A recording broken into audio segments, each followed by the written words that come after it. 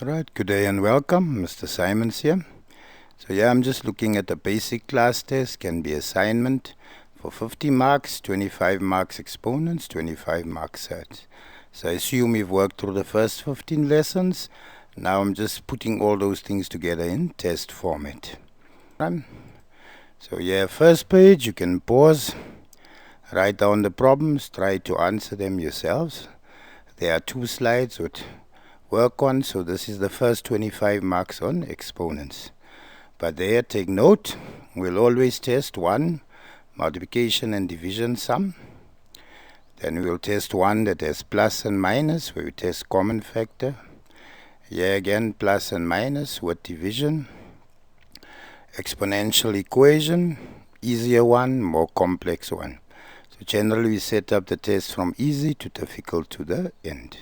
So I hope you paused and you solving the problems. Let's look at the second slide. The second slide, yes, 25 marks on surds.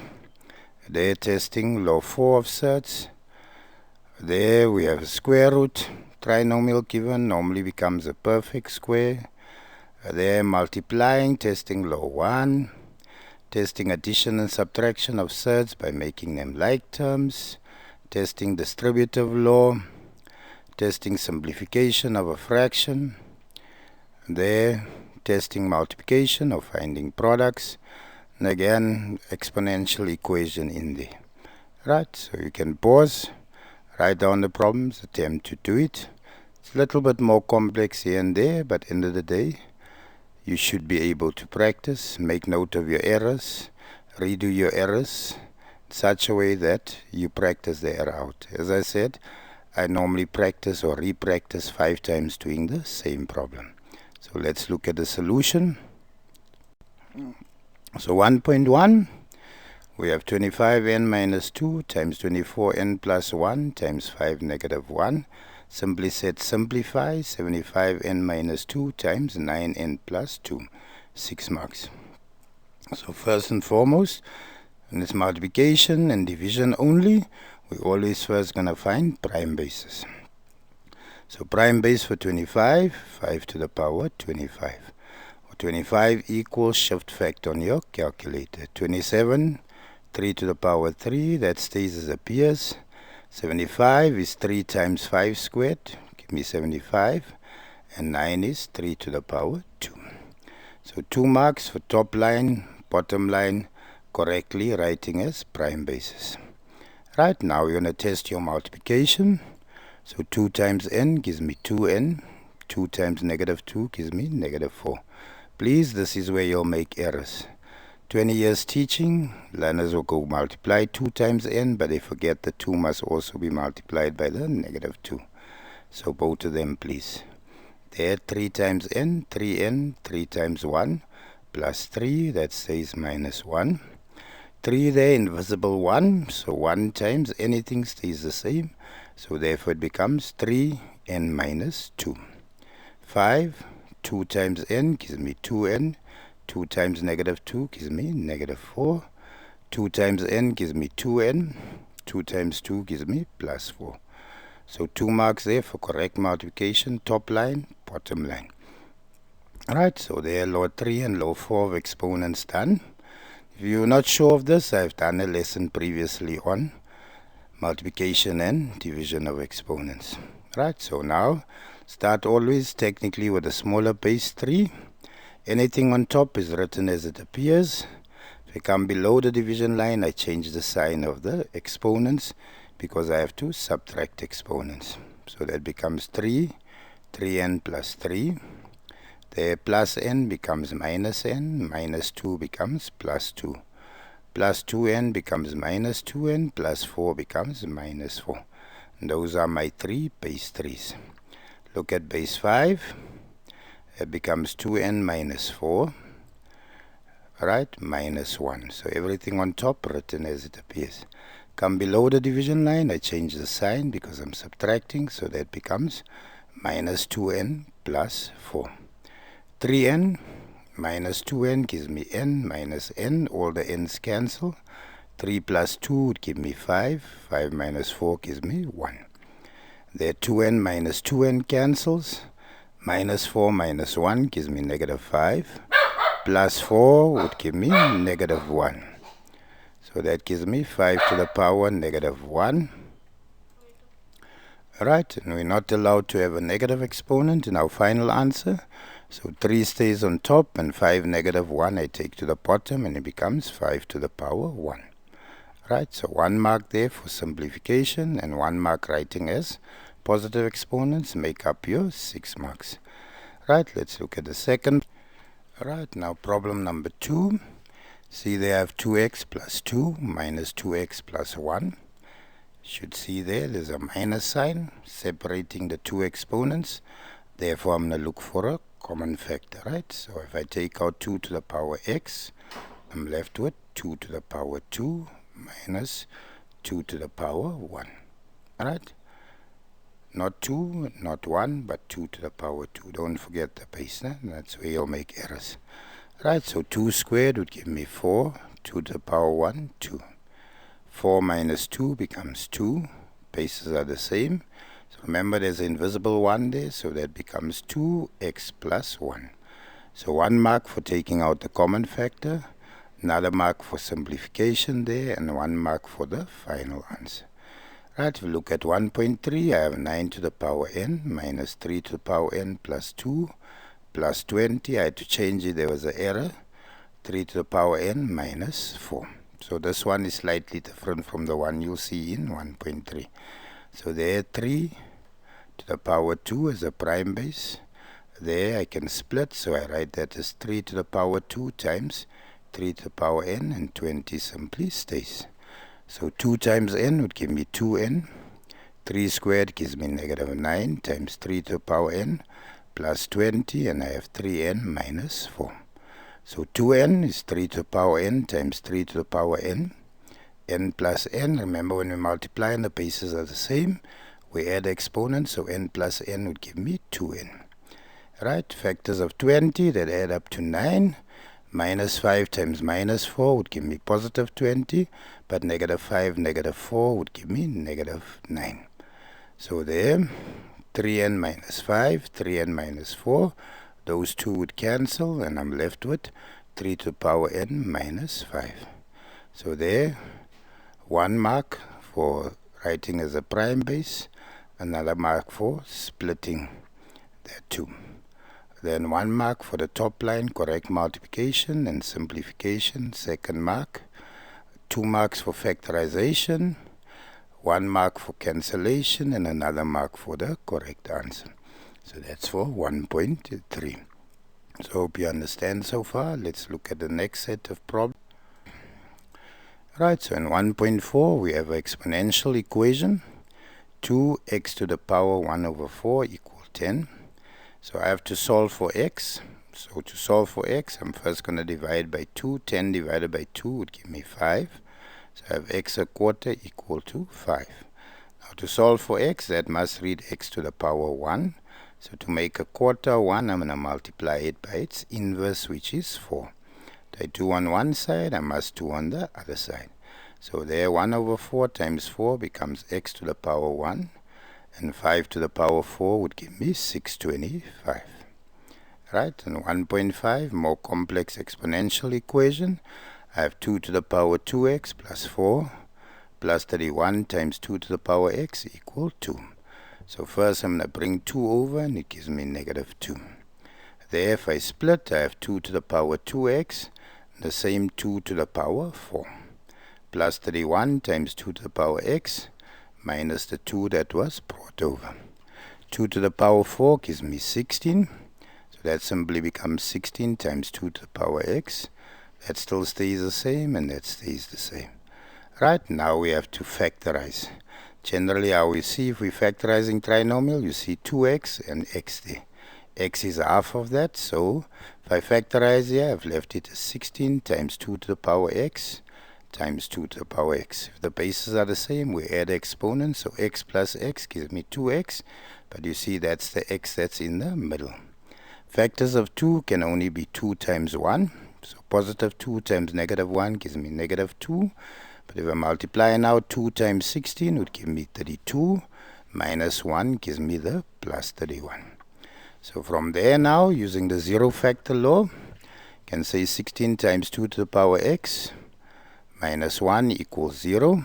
If I take 1 over, it becomes positive 1. I always divide by the coefficient of 2 to the power x, which gives me 16. There 2 to the power x, if I take plus 2 across, becomes negative 2. This side here, I have no solution because this base is negative and that one is positive, right? And you don't do logs, etc. So for now, no solution. Right, 2 to the power x equal 1 over, if I write the bases the same, 2 to the power 4. So with exponential equations, the bases must be the same to solve the exponents, right? Take 2 to the power 4 up. If it's positive here, comes negative on top. So 2 to the power x equal 2 to the power negative 4. And therefore, x equal negative 4. Right, so hope you follow. So for 5 marks here, 1 mark for writing the equation standard form, 1 mark for factorization, 1 mark here for writing the base the same, another mark for no solution, the last mark there, x equal negative 4. Right, now let's look at the set of surds and solve them. Right, so 1.1, we're simplifying. I have 4th root, square root 256. Now there's two ways to solve it. You can say square root of 256 gives me 16. And the 4th root of 16, remember 16 is 2 to the power 4. So the 4th root of 16 would simply give me 2. Or, applying the laws of surds, I can multiply the values in front of the surds. So 4 times the 2. And then 256 can be expressed as 2 to the power 8. That becomes now 8 divided by the 8 there, which gives me 1. And 2 to the power 1 equals 2. So 1 mark for the first step, 1 mark for the answer. 1.2 appears a lot, it's not really difficult. Give you one long square root with a quadratic equation at the bottom. Generally, I'm going to make it a perfect square. So there x squared becomes x times x, y squared simply y times y. If I say 1xy plus 1xy gives me 2xy. Because the brackets are the same, I can write it as x plus y all squared. And square root and square cancel, so I'm left with x plus y. So 1 mark for factorization, another mark for writing it as a perfect square, and another mark for simplification. So that is your 3 marks. Right, next. 1.3, we have 5th root times 5th root. So that is generally first law of surds. In the bracket, 27a cubed times 9a squared. So if I have 5th root times the 5th root, I can write them all under one radical sign and say 5th root. Right, 27a cubed times the 9a squared goes there. 1 mark. 27 times 9 gives me 243. A to the power 3 times a squared. What's 3 plus 2 gives me 5. 243 can be expressed as 3 to the power 5. So 5 divided by 5 gives me 1. 5 divided by 5 gives me 1. And that becomes 3a. So 1. And your third mark for the final answer. 1.4, when we add and subtract surds, we have to make them like terms. Right? So like terms meaning they have the same value under the radical sign, same exponents, etc. So 432. Right, we need to know all our perfect squares up to 169. So therefore 32 becomes 144 times 3. Once I have the first times 3, I know the rest all are times 3. So 147, 49 times 3 gives me 147. 192, 64 times 3 gives me 192. x6 simply stays. Square root of 144, 12. x6 divided by the 2 from the square root, 6 divided by 2, x cubed. Square root 49 would give me negative 7. x6, 6 divided by square root, or the 2 of the square root, gives me x cubed. Square root 64 would become plus 8. x6 divided by 2 gives me x cubed. 3 prime number, so square root of 3 irrational, square root 3, square root 3. So you should see I have like terms. Now I can add the coefficients. 12 plus 8 gives me 20. 20 minus 7 would give me 13. X cubed simply stays and square root 3. So 1 mark there for finding multiplication by 3. 2 marks for simplification. And 1 mark for the final answer. Right, let's look at the next two problems. Right, in 1.5, now we have a surd multiplied by 2 surds inside, distributive law. So there's no plus or minus, therefore that's multiplication. So 3 square root 2 times square root 2. Positive times negative stays negative. 3 square root 2 times square root 288. So 3 times 1 stays 3. Square root 2 times square root 2 which simply becomes 2. Minus the 3 square root 2 times square root 288. I place under 1 square root and I say 2 times 288, which gives me 576. So 3 times 2 then gives me 6. Minus 3 times square root of 576 is 24. So 6 minus 3 times 24 is 72, gives me negative 66. So 2 marks there for correct multiplication for each one. And then the third mark for simplification. Right, in 1.6, as you can see there in blue, everything is mainly square root 5. So can I write 20 in terms of square root 5? So the perfect square in 20 is 4. 4 times 5 plus my square root 5. 4 square root 5 minus 5 to the power half. Remember with a half, 1 goes inside, 2 goes outside. So that simply becomes square root 5. So 4 square root 5, square root of 4 becomes 2 square root 5 plus square root 5, and therefore minus 1. 4 square root 5 minus 1 square root 5 gives me 3 square root 5.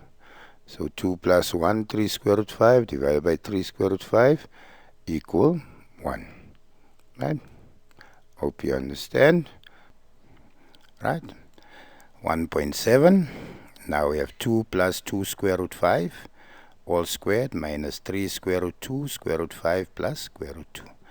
Very important, I have two terms, binomial, squared, so don't forget the middle term.